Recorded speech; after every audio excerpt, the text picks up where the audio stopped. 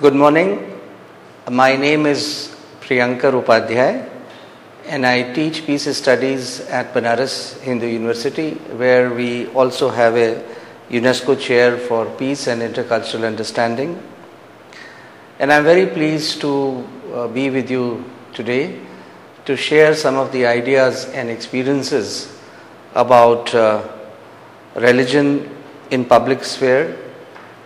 And doing this particular theme, we are going to bring you to our city of Varanasi, which is one of the most ancient cities of the civilization. And we are going to tell you about the location of religious impulses and how these impulses, these streams have actually contributed to the peace building process in our city, Varanasi, as well as in India and even South Asia at large. Now we all know that the politics of religious intolerance and fundamentalism has in recent decades posed a worldwide challenge, and it has in fact in many ways brought this whole issue of religion and faith in a negative state. India too has witnessed many episodes of religious violence, communal riots, and despite the traditional reputation of nurturing ethnic pluralism and diversity of religious life, the whole problematic of how do you preserve religious harmony in our country and also in our region, that is South Asia, has become a central problem in recent years. Now, what we see mostly is that there is a great emphasis on the dimensions of ethnic, religious, of communal conflict and communal violence, and there is not much focus that is given or that is accorded to the notion of communal peace. And it is here that our presentation today or our narrative today differs in the sense that it talks about the synergetic or the benign role of religious ideas and practices in bringing about peace. As I indicated, that we will focus essentially on the experience of Banaras and also talk about the recent. So in today's conversation or presentation, I will talk about the city of Varanasi, and as you can see on this particular slide here, that the city of Varanasi, or Banaras as we call it, is credited to be one of the holiest cities of Hindu. But surprisingly, by being the holiest or the holy city of Hindus, hasn't preempted or prohibited our city to acquire a reputation of a gathering place of all religions. And you can see it that it comes to us as a great surprise that the population of Muslims in this holy city of Hindus is one amongst the highest in India, almost 37%. And other religious traditions and people of other religions are also here. We have a very strong presence of Buddhism here, and as we know that Sarnath, the most distinguished religious place for Buddhism, is located in Varanasi. And so are so many other important places of religious worships in our city.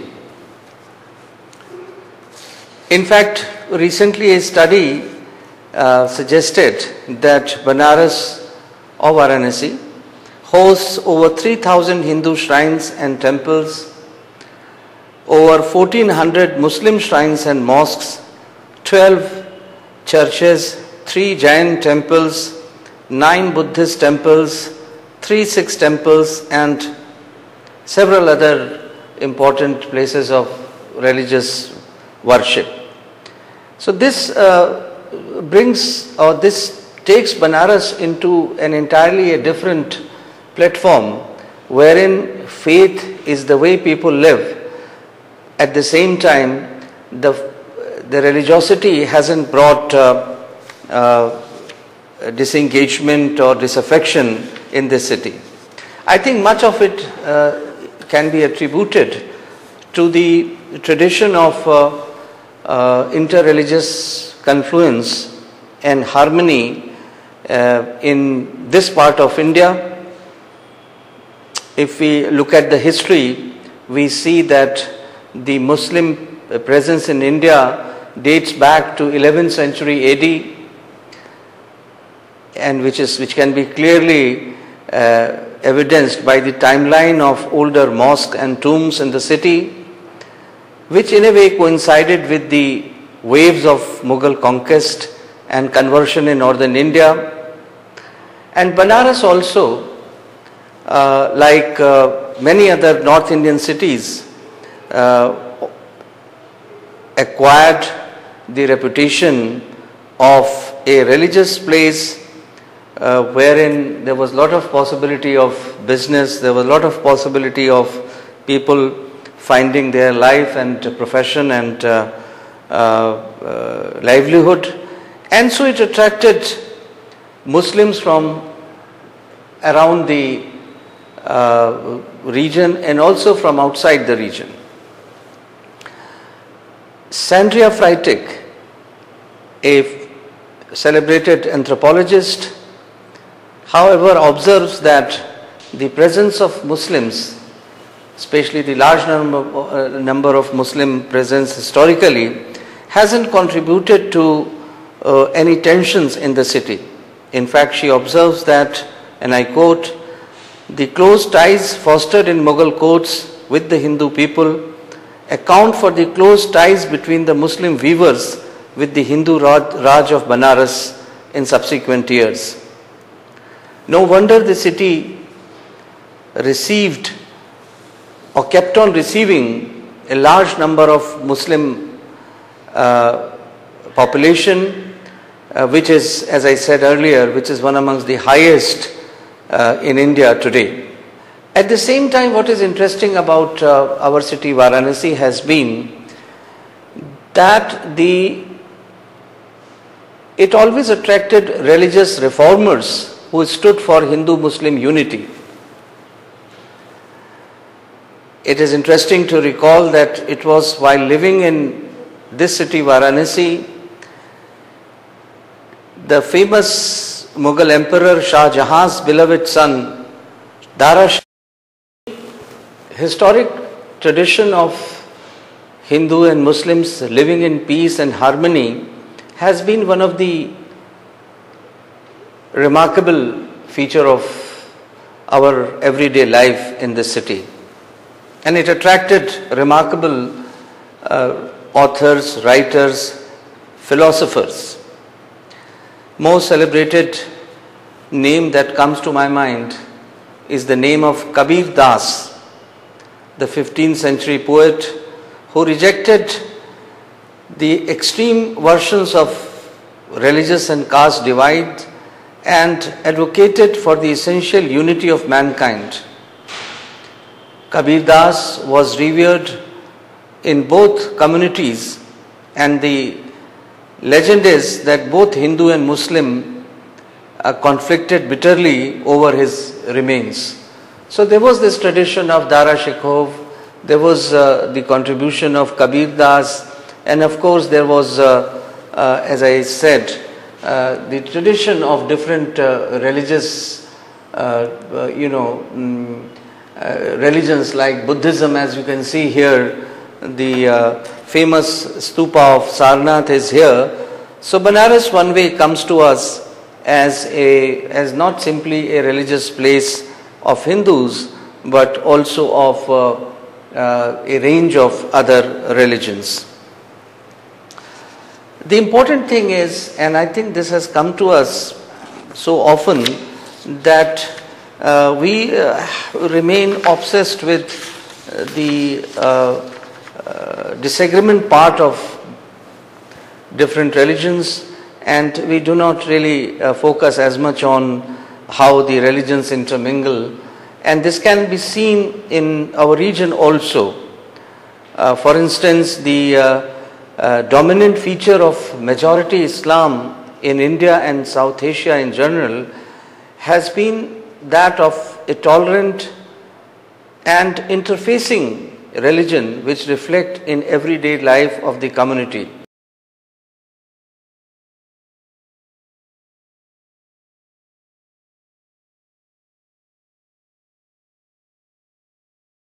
Religions and great ideas like Sufi tradition has been nurtured within the folds of Islam, and it can be seen in the whole range of mazar, dargah, and people of different religious communities, Hindus and Muslims, worshipping and going to these places, the places of religious worships, with equal commitment and hope. And also the musical and the cultural part of everyday life has been enjoyed by both Hindus and Muslims. Qawwali and Urs celebrations and all, these are very much a part of an average Hindu life as they are of any Muslim family. Similarly, there are significant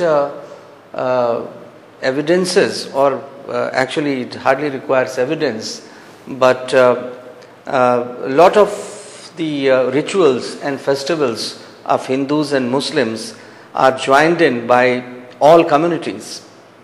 Particularly, I can talk about Muharram in our city Varanasi, and also in many other parts of India, is participated with equal enthusiasm by not only by all streams of Muslims, but also by the Hindus. The problem is that we tend only to see the micro minorities within these religious dispensations who perhaps do not join these particular occasions and remain critical of these unorthodox or non-traditional activities.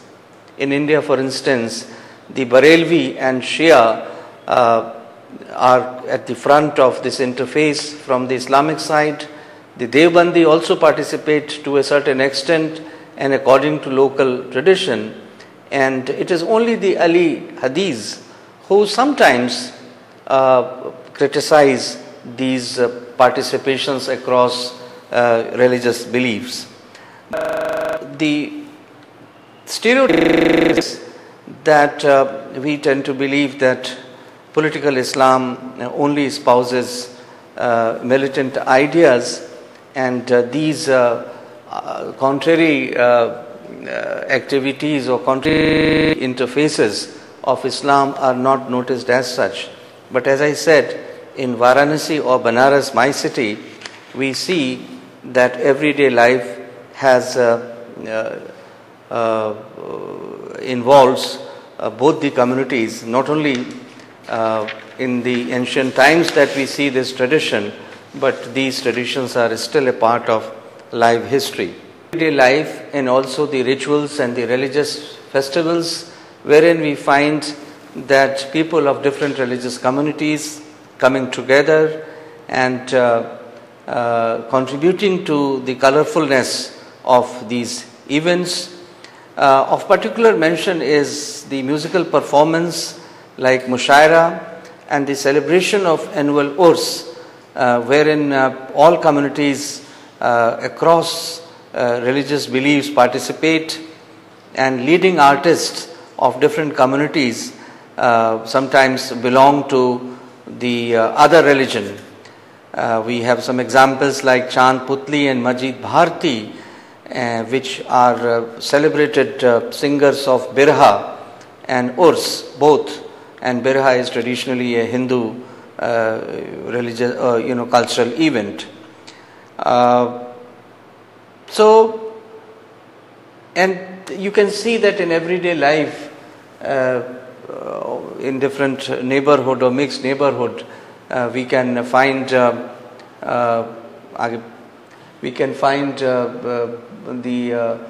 Hindus and Muslims coming together to enjoy their daily chores.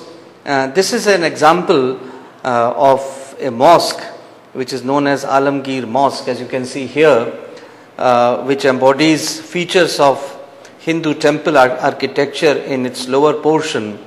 The Hindus call it Beni Madhav Ka Dera, which is about their Hindu god, and routinely visit this sacred site.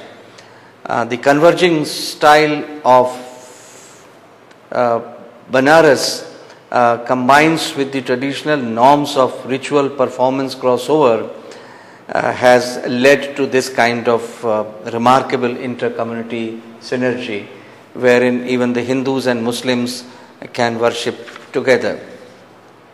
Now, the crossovers, as we said, between Hindus and Muslims in Banaras has led to some very important metaphors of composite identities.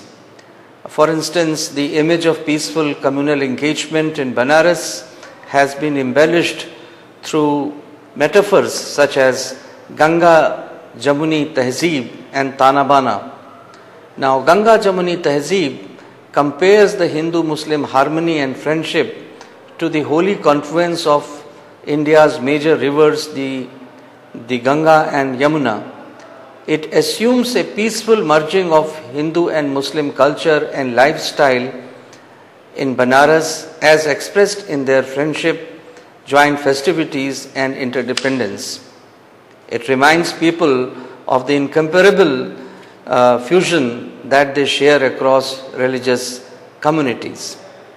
Now, along with this notion of Ganga Jamuna, there is also the peace metaphor of Tanabana, which describes the intimate communal relations between Hindus and Muslims as interlinked like the wrap and the weft of Banaras silk sari, the 6 yard of shimmering silk that we call as sari.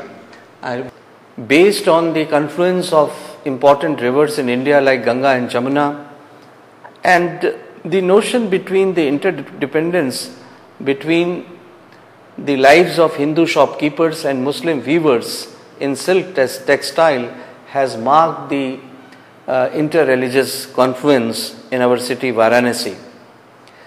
Along with that, there is also this whole notion of people being a part of a neighborhood and people being very proud of their heritage as the inhabitant of this city.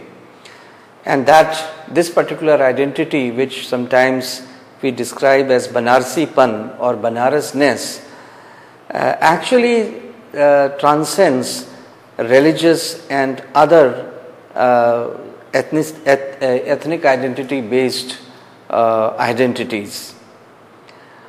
But despite these sharings, proximities, interdependence and intercultural understanding, Banaras has had its share of antagonism, which in fact brings us to the whole question of the great historic dispute between the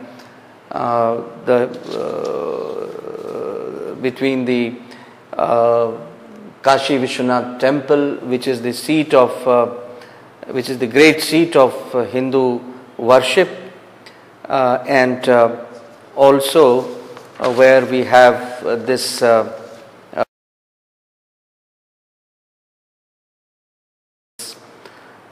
city Varanasi. The issue embedded in Ayodhya dispute had direct impact on Banaras, which faced similar contentions in three religious spaces. One was the Lat Bhairav complex, the second was Alamgir Mosque and Gyan Vapi Mosque at Vishwanath Temple. The last one, as you can see here on the screen, has been a critical bone of contention because it is suggested, and it is actually historically true, that this mosque was built on or around a temple during the Mughal period. The supposedly desecrated sites were seen as an affront on Hindu esteem. Thus, the reclamation of the most sacred Vishwanath temple became a high priority in Hindu militant agenda in the 90s, when a fresh wave of communalization took the whole country into its violent spree.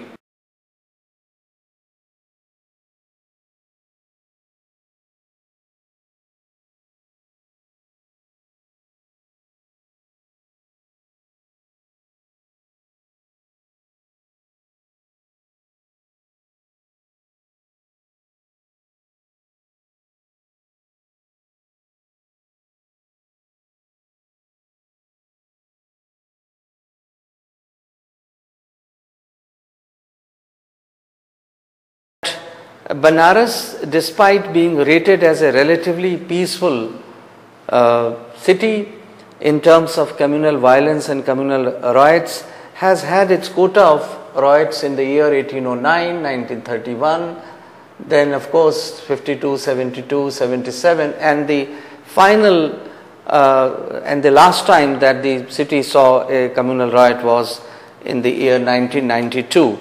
But after 1992, wherein about a dozen people across communities lost their lives, what we see is very interesting development, and the development was that the religious leaders of both Hindu and Muslim communities joined together, and in their joining was actually facilitated by the church, which had an outlet, I should say, which had been proactive through their cultural sort of center known as Maitri Bhavan.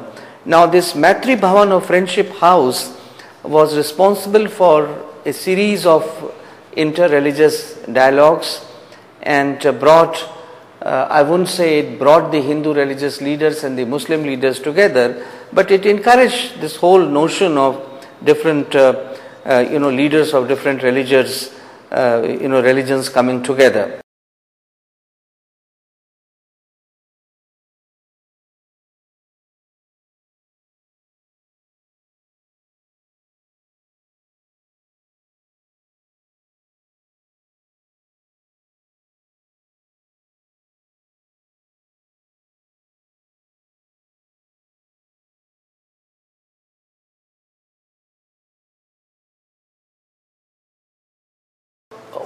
Soon after the blast, the chief priest of Hindus, Pandit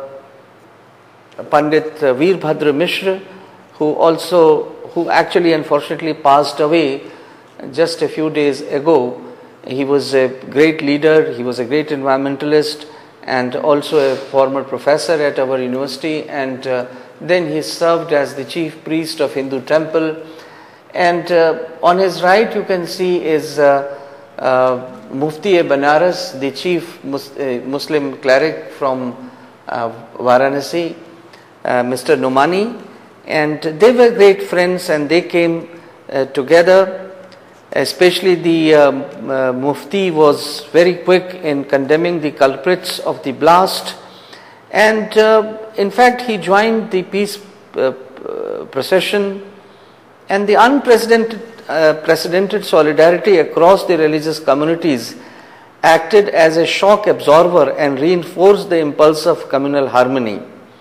A recital of Hanuman Chalisa, the hymn in praise of main temple deity Hanuman, by young Muslim women was staged on the premises of Sankatmochan temple at the very spot where the bombs had gone off to demonstrate their commitment to communal harmony. Not only this,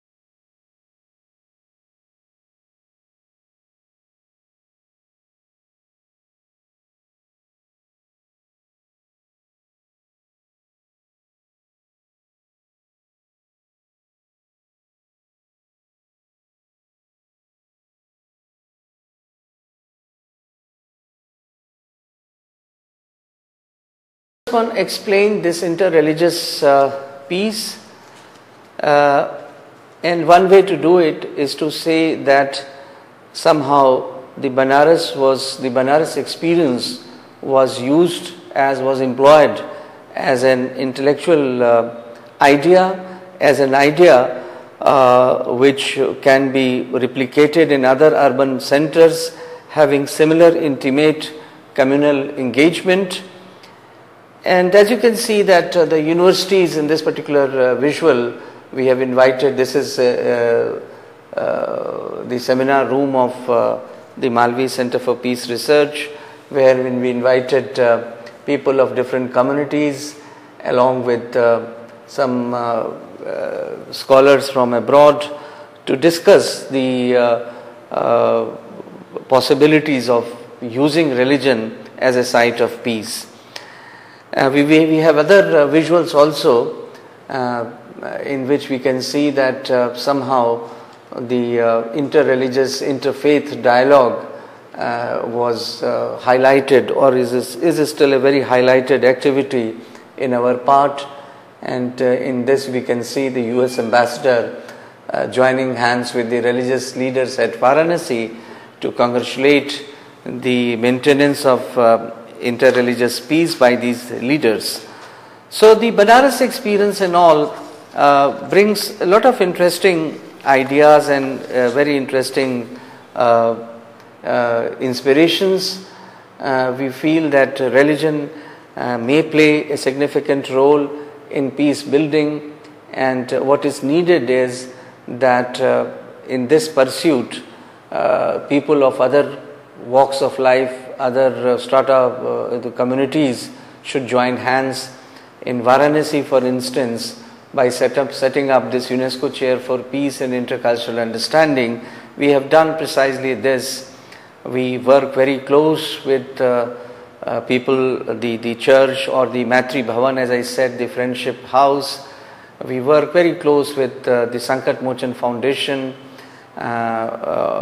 which is an organization that takes up environmentalism as well as religious understanding as its pivotal theme. And on and off we promote the interreligious dialogue, interfaith dialogue, and somehow our students become the active partners in the process of peace building in this city. So therefore, I feel very happy when I talk about the Banaras experience, a city which outwardly looks like a Hindu religious place, but has remarkable presence of Muslims and very remarkable Muslim leaders and artists have joined the nurturing of a true community in this city, a true community which is bound by a sense of common values, norms and experiences. And I remember that Ustad Bismillah Khan, one of the most celebrated flute players and known world over, would always communal peace in our city also brings us to the important role with the media can play. I remember when this bombing episode took place, in 2006, the media had become quite a well spread feature of, or well developed feature of our society as compared to the decade of 90s, wherein small episodes of communal violence would create a lot of misinformation and disinformation. But unlike 90s, in 2006 when this episode took place, our television channels, our media took upon themselves the responsibility of featuring peace as the essential component of both Hindu and Muslim leaders. On the day this particular bomb blast took place, a day which was fraught with provocations, fraught with the possibility of an all India communal engagement, I remember that Ustad Bismillah Khan, a world-renowned Muslim musician from Banaras, a devout Shia Muslim, was present all the time in the temple, and he would make such statements which will be relayed by all channels of television after every 15 minutes, in which he would evoke peace by saying, and I quote, that I am proud of the city Banaras, where Hindu Muslims live in perfect harmony like the confluence of Ganges and Yamuna, the two holy rivers. So these notions. So finally I would say that our experience in understanding the whole issue of religion as a site of peace suggests that actually the connect between cultures may produce tensions at times, but mostly it can also generate reward, and the peaceful outcome of the interaction between different cultural and religious communities, it depends largely on the willingness of community leaders to demagnetize the religious discourses in favor of the benign resources of their respective cultures. In other words, we have to be a bit of constructivist in the sense that we have to highlight the peaceful, the benign features of our religious traditions, our culture, our faith, and then always highlight the common grounds that brings us together in our life pursuits along with other religious communities. And I hope that many of you would be inspired or would be interested after this particular narrative to come to Varanasi. And when you come to Varanasi, you will see that here is a city wherein religion and faith is at its most rich status. At the same time, the peaceful existence is also one of the central feature of our everyday life. Thank you very much.